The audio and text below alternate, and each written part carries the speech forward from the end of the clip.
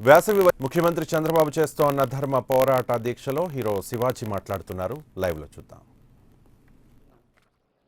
ఆ ట్రాక్ దగ్గర మీరు కూర్చోకపోయినా పర్వాలేదు, కేసులు పడతాయి అనుకుంటే ఇంకో చిన్న మార్గం కూడా ఉంది. ప్రతి ఊరు దగ్గర ఒక మంచి ఎర్ర జెండా అక్కడ తగిలించి పెట్టండి, ఖచ్చితంగా ఆగిపోతుంది. అక్కడ ప్రతి ఊర్లో తగిలించండి, ఏం కాదు. ఊరికే వాళ్ళ మీద వీళ్ళ మీద కేసులు, ఎవరి మీద కేసులు ఉండవు, పోడుండవు, ఏముండదు. ఎవడో తగిలించిపోయాడు, ఆపాల్సిందే. ఎర్రజెండా ఎత్తితే ఖచ్చితంగా రైలు ఆగుతుంది. ఎందుకంటే ఆపమని దాని గుర్తు, ఆపమని, ట్రైన్ ఆపమని దాని గుర్తు. కాబట్టి ప్రతి ఊర్లో వేసి చూడండి, ఖచ్చితంగా ఎంత రియాక్షన్ ఉంటుందో చూడండి. ఆ తరువాత కోనసీమ ప్రాంతం నుంచి బ్రహ్మాండంగా మన సొమ్మంతా దోచుకొని మన సహజ వాయువులు తీసుకెళ్తున్నారు. మనం ఏం చేయొద్దు, వాటిని ధ్వంసం చేయొద్దు, వాటిని తగలబెట్టొద్దు, ఏమొద్దు. కోనసీమ ప్రాంతంలో చుట్టుపక్కల గ్రామాల ప్రజలు, అరే మా గ్యాస్ తీసిపోతున్నారు, మా ఆయిల్ తీసిపోతున్నారు, ఈ పైప్ లైన్లు పేలినప్పుడు మా ప్రాణాలు పోతాయి, ఈ ప్రాంతానికి ఇచ్చేదేమీ లేదు, పైగా ఇప్పుడు ఇస్తామన్నటువంటి మమ్మల్ని, మాకు ఇస్తామన్నటువంటి ప్రత్యేక హోదా ఇవ్వకుండా మీరు ఎలా తీసుకుపోతారని చెప్పి అందరూ వెళ్ళి సైలెంట్గా అక్కడ కూర్చుంటే సరిపోద్ది. ఖచ్చితంగా ప్రెషర్ వస్తుంది. అలాగే రాయలసీమ ప్రాంతంలో ఇప్పుడు కొత్తగా సహజ వాయు నిక్షేపాలు ఏర్పడ్డాయని చెప్తున్నారు. సంతోషం. అవి మాత్రం ముఖ్యమంత్రి గారు వాటిని మాత్రం తీసుకుపోనివద్దండి. అది ఈ ప్రాంత ప్రజల యొక్క సహజ వనరులు, ప్రకృతి మనకు ప్రసాదించినటువంటి వరం. ఆ వరాన్ని దోచుకొని పోతున్నారు ఒక పక్క నుంచి, ఇంకో పక్క దోచుకోవడానికి సిద్ధపడుతున్నారు. కాబట్టి మనం ఖచ్చితంగా దాన్ని అడ్డుకొని తీరవలసిందే. ఇక క్యాపిటల్ ఆంధ్రప్రదేశ్. మన దరిద్రం ఏంటో కానీ తెలుగు వాళ్ళకి మద్రాసులో ఉండి మద్రాసు బాగునది చేసినంతకాలం మనం మంచోళ్ళమే. ఆ తర్వాత మనల్ని గుల్టీ అని పిలవటం, తెలుగుని తిరిగేస్తే గుల్టీ అయింది ఇంగ్లీష్లో. ఆ గుల్టీ గాళ్ళని పిలిచేవాళ్ళు మనల్ని. ఆ బాధలు చూసి చూసి రామారావు గారు ఒకసారి ఎలుగెత్తారు. అది వేరే విషయం, ఆ చాప్టర్ పక్కన పెడితే. తర్వాత భాషా ప్రయుక్త రాష్ట్రాలు ఏర్పడిన తర్వాత మనం హైదరాబాద్కు వచ్చాం. హైదరాబాద్ డెవలప్ అయింది, బ్రహ్మాండంగా డెవలప్ చేశారు, చంద్రబాబు నాయుడు గారు చేశారు. తెలుగు వాళ్ళందరూ కలిసి ఆ ప్రాంతాన్ని డెవలప్ చేశారు. డెవలప్ చేసిన తర్వాత ఆంధ్రోడు అంట మొదలుపెట్టారు. అక్కడ ఉంటేనేమో గుల్టీ అన్నారు, ఇక్కడికి వస్తే ఆంధ్రోడు దోచుకుపోతున్నాడు అన్నారు. మనం దోచుకుపోయింది ఏమీ లేదు. ఏం దోచుకుపోయాము అంటే దోచుకోబడ్డాం.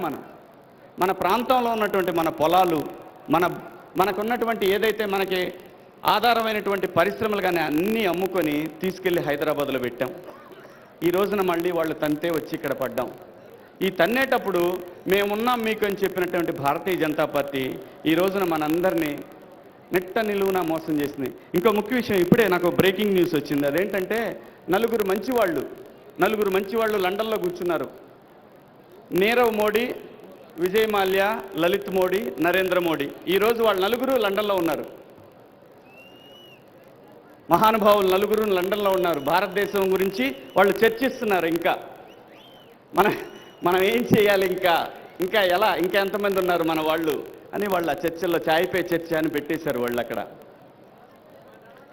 సో ఏంటంటే మనం ఇక్కడ క్యాపిటల్ గురించి మాట్లాడుకోవాలంటే, క్యాపిటల్ ఈ రాష్ట్రంలో ఒక 2 సెకండులు తయారయ్యారు. జనరల్గా మహాభారతంలో ఒకటే సెకండి, కానీ ఇక్కడ 2 సెకండ్లు అయ్యారు. పేర్లు చెప్పను, మీరు చెప్పగలరు ఎవరన్నా? చెప్పు.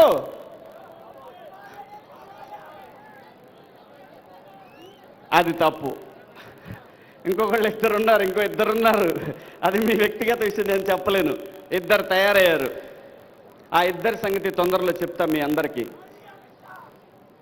కాదులే, ఈ మధ్య ప్రశాంతంగా రిటైర్ అయిపోయామని చెప్పుకునేటువంటి కొంతమంది ఉన్నారు 2. ఆ 2 సెకండ్లు రాజధాని మీద పడింది వాళ్ళ కన్ను. వాళ్ళిద్దరికీ ఈ నెలాఖరికి సరైన సమాధానం చెప్తాను అందరికీ. వాళ్ళిద్దరితో పాటు ఇంకా కొంతమంది జాతీయ పార్టీతో కలిసి నాటకాలు దొబ్బుతున్నటువంటి మరికొంతమంది నాయకుల యొక్క అసలు స్వరూపం కూడా బయటపెడతాను. ఆపరేషన్ గరుడ అనేది ఏమీ ఆగలేదు, ఆగదు కూడా. ఏదో ఒక రూపంలో ఈ రాష్ట్రాన్ని ఒక ఒత్తిడికి గురి చేసి, బహుశా మీ అందరికీ ఈరోజు కూడా మీరు చాలా చూసే ఉంటారు, ఏదో విధంగా ఒత్తిడి గురి చేసి ఆంధ్రప్రదేశ్ని, ఈ ప్రాంతాన్ని ఒక అలజడిలో పెట్టి ప్రత్యేక హోదా ఉద్యమాన్ని తొక్కేయాలని చూస్తున్నారు. అది మాత్రం ఎప్పటికీ జరగదు. ఆపరేషన్ గరుడకు సంబంధించి ముట్టాల్సిన వాళ్ళకి డబ్బులు ముట్టిని, ఆయన పంచాల్సిన వాళ్ళకు కూడా పంచాడు, చక్కగా పంచాడు. ఆ పంచే డబ్బులు తీసుకొని మరి చచ్చిపోయినప్పుడు వెనకాల తీసుకొని వెళ్తాడేమో తెలియదు మహానుభావుడు. క్యాపిటల్ సిటీ రాజధాని 25,000 కుటుంబాలు వాళ్ళ పిల్లలకి వాళ్ళ మనవాళ్ళకి రావాల్సిన ఆస్తిని 5 కోట్ల ఆంధ్రుల కోసం త్యాగం చేస్తే ఆ త్యాగాన్ని మనం అభినందించాల్సింది పోయి ఇది ఒక సామాజిక వర్గానికనో లేదంటే కొంతమంది పార్టీలకు సంబంధించిన వాళ్ళకనని చెప్పి ఒక లేనిపోయినటువంటి ఒక ఆలోచన క్రియేట్ చేస్తున్నారు.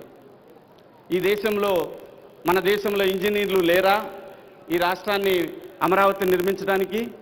పాపం మరి తెలియదేమో. నేను ఈ మధ్య మన ఆంధ్రప్రదేశ్ మన భారతదేశంలో కొత్తగా ఏర్పడ్డ సిటీల గురించి నేను ఒక అన్వేషణ చేశాను.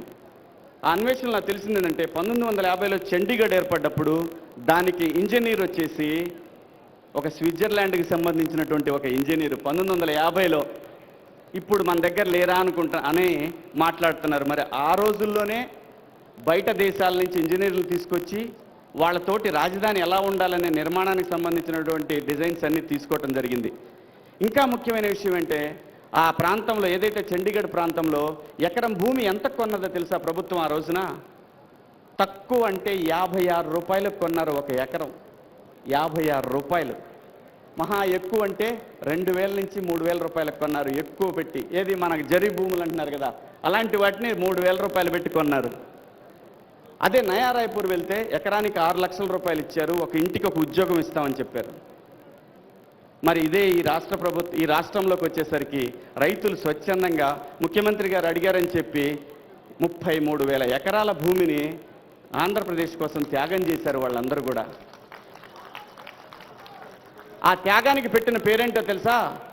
ఇంక్లూసివ్ డెవలప్మెంట్ అంట. ఈ ఇంక్లూసివ్ డెవలప్మెంట్ గురించి కూడా ఇప్పుడు చెప్పలేను, ఎందుకంటే చాలా టైం పడుతుంది. ఆ రోజు వస్తుంది 30వ తారీఖు నాడు నేను అందరికీ అన్ని సవివరంగా అన్నీ చెప్తాను. సో ఇది కాకుండా ఇంకొక పెద్ద దారుణం ధోలేరా అనే సిటీ. ఆ సిటీకి కూడా వెళ్ళొచ్చాను నేను. ఆ సిటీకి కూడా వెళ్ళాను. ఆ సిటీకి సంబంధించినటువంటి విషయాలన్నీ తీసుకున్నాను అక్కడే విత్ వీడియో. ఏం టెన్షన్ పడకండి, ఊరికే వెళ్ళకుండా మనం ఏదో వీడియోలు తీసి పెట్టారనుకోండి. విత్ వీడియో నేను ఆ ప్లేస్కి వెళ్ళి చూసిని. ఎంత దుర్మార్గం అంటే కేంద్ర ప్రభుత్వానికి సంబంధించినటువంటి కేంద్ర ప్రభుత్వం రాష్ట్రాలకు ఇచ్చేటటువంటి అన్ని రకాల వనరులన్నీ కూడా ఆ ధోలేరా సిటీకి ఇస్తూ ఉన్నారు. ఆ సిటీ గురించి మరి 2 లక్షల ఎకరాల్లో సిటీ ఎందుకని చెప్పి ఈ రాష్ట్రంలో 33,000 ఎకరాల అని చెప్పి చాలా రైతుల మీద జాలిపడుతున్నటువంటి నాయకులు మరి ఈ రోజున 2 లక్షల ఎకరాల గురించి ఎందుకు మాట్లాడట్లేదు అర్థం కాలేదు. ముఖ్యంగా నయా రాయ్పూర్ కూడా మొత్తం 70,000 ఎకరాలండి. అది అంటే 2.5 కోట్ల జనాభా ఉన్నారు నయా రాయ్పూర్కి. కానీ మన రాష్ట్రంలో 55 కోట్ల మంది జనాభాకి 33,000 ఎకరాల్లో మనం క్యాపిటల్ పెడుతుంటే దానికి చాలా చాలా చాలా చాలా గొడవలు చేస్తూ ఉన్నారు. ఏ రైతు దగ్గర లాక్కున్న దాఖలాలు పోలేదు. ఎందుకంటే సాక్షాత్ పవన్ కళ్యాణ్ గారు నేను అడిగితే రైతులందరూ కూడా వాళ్ళ ఇష్ట ప్రకారం ఇచ్చారని చెప్పి ఆయనే స్వయంగా చెప్పాడు. మరి వచ్చిన ప్రాబ్లం ఏంటి అంటే ఇక్కడ ప్రాబ్లం ఏంటంటే చంద్రబాబు నాయుడు గారి కుర్చీ అనిపించింది నాకు మొత్తం తీరా చూడగా. ఆ కుర్చీ కావాలి అందరికీ. ఎస్, తప్పులేదు, రాజకీయాల్లో కుర్చీ కోరుకోవటం ఎటువంటి తప్పు లేదు. అసలు రాజకీయం చేసేదే కుర్చీ కోసం. మంచిదే, చేయండి, ప్రజల్ని మెప్పించండి. ఒకవేళ చంద్రబాబు నాయుడు గారు తప్పు చేస్తే ఇదిగో పలానా తప్పులు చేశాడు సాక్ష్యాధారాలతో సహా ప్రజల్లోకి వెళ్ళి నిరూపించాలి. అంతేగాని రోజు పొద్దున్నే లేచి టీవీ పెడితే వాళ్ళని వీళ్ళు తిట్టా వీళ్ళని వాళ్ళు తిట్టా, ఎవడు ఏం చెప్తున్నాడో ఏ రాజకీయ పార్టీ ఏం చెప్తుందో అర్థం కాక చావటం. మేము సాయంత్రం ఇంటికి ప్రశాంతంగా వెళ్ళి పెళ్ళం పిల్లలతో మాట్లాడుకుందామంటే ఈ మధ్యలో ఎవడొకడు మెసేజ్ పెడతాడు, టీవీ చూసావా నువ్వు అని. టీవీ చూసాక పెళ్ళం పిల్లల్ని పక్కన పెడితే టీవీ పెట్టి అర్జెంటుగా టీవీ పెట్టి ఆమెమో పొద్దున్నుంచి వస్తున్నాడు ఈడని చెప్పి ఇంటికాడ వెయిటింగ్ పెళ్ళాం. సో ఇంత గందరగోళం సృష్టించాల్సిన అవసరం ఏంటి? ప్రజాస్వామ్యం చాలా గొప్పదండి. ప్రజాస్వామ్యం ఒక చిన్న ముక్కలో చెప్తా. ప్రజాస్వామ్యం విలువ ఎలా ఉంటుందంటే పక్కనే ఉన్న చైనా దేశంలో నాకు 19 సంవత్సరాల వయసు ఉన్నప్పుడు అంటే 1989లో ప్రజాస్వామ్యం కోసం ఒక తియాన్మెన్ అనే స్క్వేర్ అంటే ఒక మనకి బెంచ్ సర్కిల్ లాంటి ఒక సెంటర్లో ఒక ఉద్యమం స్టార్ట్ చేశారు. అదేంటంటే మాకు ప్రజాస్వామ్యం కావాలి అని. ఆ ప్రజాస్వామ్యం కావాలనే ఉద్యమాన్ని ఏప్రిల్ 15, 1989లో మొదలుపెడితే జూన్ 4వ తారీఖు ఉద్యమం మొత్తం క్లోజ్ అయింది. మొత్తం 7 వారాల్లో 10,000 మందిని నిర్దాక్షిణ్యంగా కాల్చివేశారండి. ప్రజాస్వామ్యాన్ని అడుగుతారా మీరని? అలాంటి మనకి ఇంత స్వేచ్ఛగా మాట్లాడుకునే ఒక అవకాశం ఇంత హాయిగా తిరిగేటటువంటి ఒక అవకాశం ఉన్న ఈ ప్రాంతంలో, ఈ దేశంలో రాజకీయాల కోసం మీరు డిస్టర్బ్ అయ్యి ప్రజలందరినీ డిస్టర్బ్ చేయటం అంత అవసరమా అండి మనకి? వద్దు. క్యాపిటల్లో ఏం జరగలేదా చూపిద్దాం ప్రజలకి. జరిగిందంటే ప్రభుత్వం చూపిస్తుంది, అయిపోయింది. ఇక్కడ గొడవలు ఎందుకు అసలు? వాళ్ళని వీళ్ళు తిట్టా, వీళ్ళని వాళ్ళు తిట్టా, ఈ ప్రాబ్లమ్స్ ఎందుకు మనకి అసలు? సో కాబట్టి క్యాపిటల్ చాలా పర్ఫెక్ట్గా వెళతా ఉంది. నేను చేసినటువంటి అన్వేషణలో, నేను చూసినటువంటి విషయాల్లో నాకు తెలిసింది ఏంటంటే క్యాపిటల్ కరెక్ట్గా వెళ్తూ ఉంది. 2000 సంవత్సరంలో ఛత్తీస్గఢ్ నయా రాయ్పూర్ సిటీ తీసుకుంటే 2007లో శంకుస్థాపన చేశారు. మీరు ఆలోచించండి, 2007లో శంకుస్థాపన చేస్తే 2017-18కి ఇప్పటికి కూడా ఇంతవరకు కంప్లీట్ అవ్వాల. ఇప్పుడు కేంద్ర ప్రభుత్వం దాన్ని స్మార్ట్ సిటీగా తీసుకొని విపరీతంగా డబ్బులు ఇస్తూ ఉన్నారు. మనకి స్మార్ట్ సిటీలు వచ్చినాయి, అమరావతి స్మార్ట్ సిటీ కాలేదు. తీసుకొచ్చి కాకినాడ విశాఖపట్నం అని పోనీ అవన్నీ చేశారంటే అవి లేదు. దేనికి డబ్బులు ఇవ్వట్లేదు. వాస్తవం ఇది. పవన్ కళ్యాణ్ గారు చెప్పిన మాట వాస్తవం. 74,000 కోట్ల రూపాయలు ఈ ప్రాంతానికి ఇవ్వాలనేది 2017 నవంబర్ నాటికి ఇవ్వాలనేది నిజం. అది 2019కి వచ్చేసరికి 84,000 కోట్లు అవుద్ది. అది నిజం. ప్రజలందరూ కూడా ఇలాంటి విషయాలు డిస్కస్ చేసుకోండి తప్పితే ఈ రాజకీయ నాయకులు కొట్టుకునే పొద్దున్నే డిబేట్లో కొట్టుకునే వాటి గురించి మాట్లాడుకుంటే మాత్రం మన తలకాయ నొప్పి వస్తుంది. మనకు కావాల్సింది ఈ ప్రాంతం మనందరికీ ఉంది, మనసులో గుండె నిండా ఉంది. అమరావతి ఎప్పుడు రెడీ అయ్యిద్ది, పోలవరం ఎప్పుడు రెడీ అవుద్ది, మనకి ఎప్పుడు పరిశ్రమలు వస్తాయి, రైల్వే జోన్ వస్తే ఉత్తరాంధ్రలో ఉద్యోగాలు వస్తాయి. మళ్ళీ ఇంకో కొత్త విషయం పెట్టారు పాపం. ఈ కొత్తగా ఏర్పడ్డటువంటి ఒక టీము ఒక కొత్త అంశాన్ని బయట తీసుకొచ్చారు. రాయలసీమలో డెవలప్మెంట్ లేదు, ఉత్తరాంధ్రలో డెవలప్మెంట్ లేదు, డెవలప్మెంట్ అంతా అమరావతిలో అని. ఇదే అమరావతిలో అని చెప్పి అమరావతి రాయలసీమ వెళ్ళినప్పుడు మాట్లాడతారు, ఉత్తరాంధ్ర వెళ్ళినప్పుడు మాట్లాడతారు. అదే అమరావతికి వస్తే అమరావతిలో అసలు ఏముంది? ఇక్కడ 33,000 ఎకరాలు గడ్డి తెప్పితే ఏముందా ఇక్కడ అని అడుగుతున్నారు. ఏది నమ్మాలి మనం? అందుకే నేను చూపిస్తాను మీ అందరికి కూడా ఏది నమ్మాలనేది. తప్పుంటే ప్రభుత్వాన్ని అయినా సరే నిలదీయాల్సిందే. నేను అన్నీ చూపిస్తాను మీ అందరికీ. ఎవరు కూడా మనం ఏదో అయిపోద్ది, అమరావతికి ఏమైపోద్ది, ఏమీ కాదండి. అమరావతి ఖచ్చితంగా నిస్వార్థంగా ఇచ్చినటువంటి రైతుల యొక్క ఆ భూమికి ఎటువంటి అన్యాయం జరగదు. ఒకవేళ అన్యాయం చెయ్యాలి, ఈ ప్రాంతంలో అలజడులు సృష్టించాలని చూస్తే మాత్రం 25,000 మంది కుటుంబాలు, 25,000 కుటుంబాలు అంటే దాదాపు 1,00,000 మంది జనాభా ఉంటారు. కుటుంబానికి నలుగురు వేసుకుంటే ఒక్కళ్ళు కూడా ఈ రాష్ట్రంలో ఎక్కడా తిరగలేరు. దుర్మార్గంగా ఆలోచించే ఏ రాజకీయ పార్టీ అయినా, ఏ వ్యక్తి అయినా సరే ఈ రాష్ట్రంలో ఎక్కడా తిరగలేరు. దయచేసి అటువంటి ఆలోచనలు మానుకోండి. ప్రత్యేక హోదా వచ్చినందువల్ల ఈ రాష్ట్రంలో పరిశ్రమలు వస్తాయి, ఉద్యోగాలు వస్తాయి, ప్రాంతం బాగుంటుంది, మంచి ఎయిర్పోర్ట్లు వస్తాయి. ఇవాళ మనం ఇప్పటికి కూడా మనందరం గుండెల మీద చేసుకొని చెప్పండి, గట్టి జబ్బు వస్తే మనం హైదరాబాద్ పరిగెత్తామా లేదా? మనం బెజవాళ్ళ డాక్టర్లను కూడా నమ్మలేం మనం. ఎందుకంటే ఎవడైనా సరే క్యాపిటల్ ఎందుకు కావాలయ్యా అంటే, ఒక టాలెంట్ ఉన్న వాళ్ళు రావాలంటే వాళ్ళకి అన్ని రకాల సదుపాయాలు కావాలి. ఒక టాలెంట్ ఉన్న గొప్ప డాక్టర్ రావాలంటే వాడికి అన్ని రకాల సదుపాయాలు ఉండాలి. వాడి ఇంట్లో కారు ఎక్కితే హాస్పిటల్కి వెళ్ళాలి, లేదంటే సాయంత్రం అయితే పబ్కి వెళ్ళాలి, సాయంత్రం అయితే ఫ్రెండ్స్ని కలవాలి, ఓ మంచి ప్లేసులు కావాలి, నంబర్ ఆఫ్ ప్లేసులు ఉండాలి, లేదంటే ఫ్యామిలీని తీసుకొని ఎక్కడైనా అవుటింగ్కి వెళ్ళాలి. ఇలాంటివన్నీ కావాలంటే అవన్నీ చూసుకునే హైదరాబాద్కి వచ్చారు చాలామంది డాక్టర్లు. ఎందుకు వస్తున్నారండి హైదరాబాద్కి? ఈస్ట్ ఆఫ్రికా నుంచి వస్తారు, మిడిల్ ఈస్ట్ నుంచి వస్తారు. ఎందుకంటే అక్కడ మంచి వైద్యం దొరుకుద్ది, మంచి డాక్టర్లు ఉంటారు. అటువంటి అవకాశం ఈ రోజున మనకి ఈ ప్రాంతంలో ఉందా? లేదు. సో కాబట్టి ఈ క్యాపిటల్ ఎందుకు అనే పదం మాట్లాడిన వాళ్ళని నోరు మూపించండి. అది చాలా తప్పు, దుర్మార్గం, అది రాజకీయమే, అంతకుమించి వేరే ఇంకేం లేదు. క్యాపిటల్ చాలా అవసరం. ఒక చిరంజీవి గారు మెగాస్టార్ అయ్యాడన్నా ఒక మద్రాసు లాంటి పట్టణం ఉంటేనే చిరంజీవి గారు సూపర్ స్టార్ అయ్యాడు. అలాగే ఒక ఎన్టీ రామారావు గారు మద్రాసు లాంటి నగరం ఉంటేనే మహానాయకుడయ్యారు, మహానటుడయ్యాడు. మరి ఈ రోజున హైదరాబాద్ ఉంది కాబట్టే నాలాగా 2 ఎకరాల పొలం ఉన్న కుటుంబాల్లో నుంచి వెళ్ళి అక్కడ హైదరాబాద్లో సినిమా స్టార్లుగా ఇంకా రకరకాల ఉద్యోగాల్లో ఉన్నటువంటి వాళ్ళు ఉన్నారు. సో ఇన్ని రకాలైనటువంటిది ఒక క్యాపిటల్లో ఉంటుందండి. క్యాపిటల్ని తక్కువ పవన్ కళ్యాణ్ గారు అడిగారు, రాయలసీమ వాళ్ళకి ఉత్తరాంధ్ర వాళ్ళకి ఏం కల్పించారని. చిరంజీవి గారు చెన్నై వెళ్ళినప్పుడు వాళ్ళు కల్పిస్తే వెళ్ళారా అండి? లేదు కదా. చిరంజీవి గారికి ఎవరు కల్పించలా, శివాజీకి ఎవరు కల్పించలా, రామారావు గారికి ఎవరు కల్పించలా. సో ఇవన్నీ క్యాపిటల్ అనేది దానంతట అది ఎదుగుతూ దానికి ఒక అవకాశం ఉంటుంది, విస్తీర్ణంగా ఉంటుంది. ఆ విస్తీర్ణంలో ఎదుగుతూ అందరినీ తనలో చేర్చుకుంటుంది. క్యాపిటల్ అనేది అవకాశాల గని. దయచేసి దాని మీద ఇంకెటువంటి ప్రయోగాలు చేయకండి రాజకీయ పార్టీలు. ఇప్పుడు కావాల్సింది ఒకటి గమనిస్తా ఉన్నా. గత 15-20 రోజుల నుంచి ఒక్కోసారి స్వామీజీ వస్తాడు, ఒక్కోసారి నాయకులు వస్తారు, ఒక్కోసారి సొంత ప్రాబ్లమ్స్ వస్తాయి. ఏదో ఒక విధంగా టెన్షన్ క్రియేట్ చేస్తున్నారు. అది కరెక్ట్ కాదు.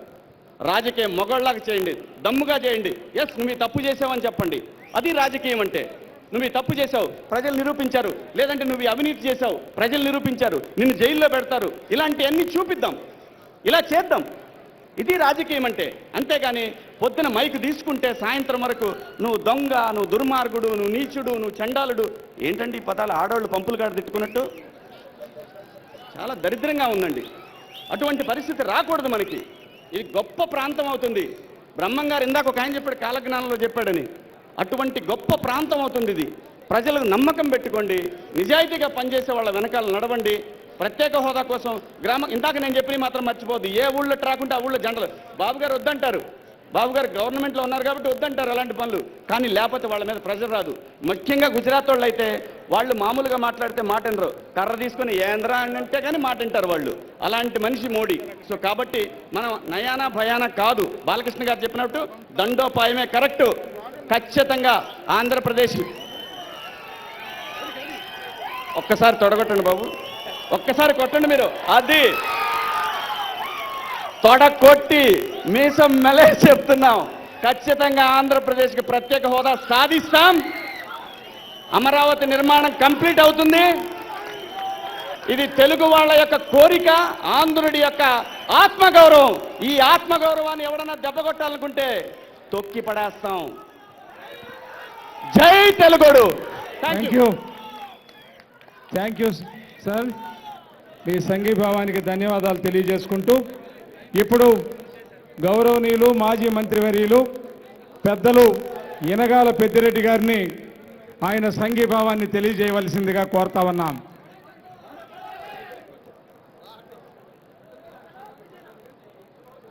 నాలుగు దశాబ్దాల సుదీర్ఘ రాజకీయ అనుభవం కలిగి 60 సంవత్సరాల వయసులో కేంద్రం ద్వారా జరపబడుతున్నటువంటి అధర్మ పాలనకు వ్యతిరేకంగా ఈనాడు ధర్మ పోరాట దీక్షను చేపట్టినటువంటి ఆంధ్రప్రదేశ్ ముఖ్యమంత్రి వర్యులు గౌరవనీయులు నారా చంద్రబాబు నాయుడు గారు అధికారికంగా